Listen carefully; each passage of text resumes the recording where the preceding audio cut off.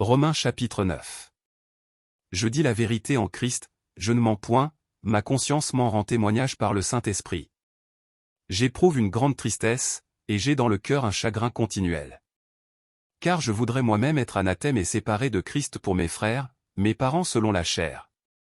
Qui sont Israélites, à qui appartiennent l'adoption, et la gloire, et les alliances, et la loi, et le culte.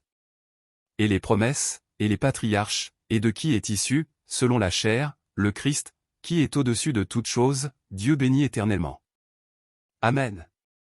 Ce n'est point à dire que la parole de Dieu soit restée sans effet. Car tous ceux qui descendent d'Israël ne sont pas Israël.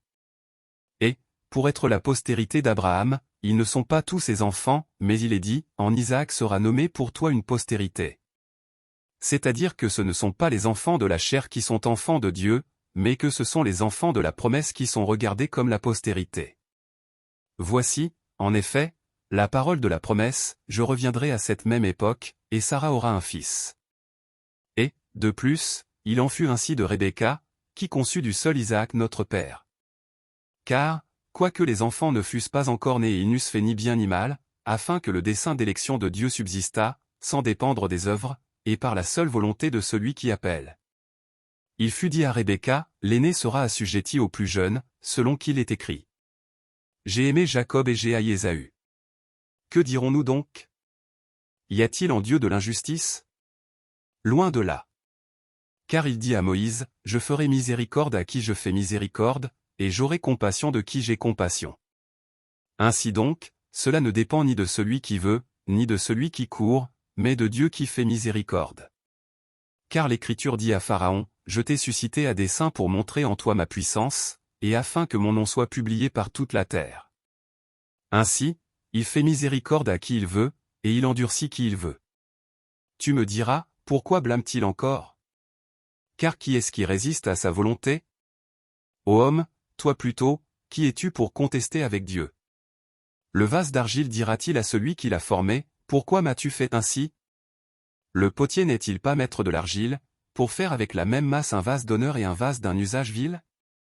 Et que dire, si Dieu, voulant montrer sa colère et faire connaître sa puissance, a supporté avec une grande patience des vases de colère formés pour la perdition? Et s'il a voulu faire connaître la richesse de sa gloire envers des vases de miséricorde qu'il a d'avance préparés pour la gloire? Ainsi nous a-t-il appelés, non seulement d'entre les Juifs, mais encore d'entre les païens. Selon qu'il le dit dans Osée, j'appellerai mon peuple celui qui n'était pas mon peuple, et bien-aimé celle qui n'était pas la bien-aimée. Et là où on leur disait, vous n'êtes pas mon peuple, ils seront appelés fils du Dieu vivant.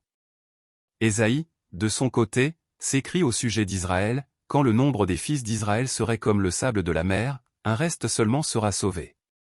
Car le Seigneur exécutera pleinement et promptement sur la terre ce qu'il a résolu. Et, comme Ésaïe l'avait dit auparavant, si le Seigneur des armées ne nous eût laissé une postérité, nous serions devenus comme Sodome, nous aurions été semblables à Gomorrhe. Que dirons-nous donc? Les païens, qui ne cherchaient pas la justice, ont obtenu la justice qui vient de la foi. Tandis qu'Israël, qui cherchait une loi de justice, n'est pas parvenu à cette loi. Pourquoi? Parce qu'Israël l'a cherchée, non par la foi, mais comme provenant des œuvres. Ils se sont heurtés contre la pierre d'achoppement. Selon qu'il est écrit, voici, je mets en Sion une pierre d'achoppement et un rocher de scandale, et celui qui croit en lui ne sera point confus.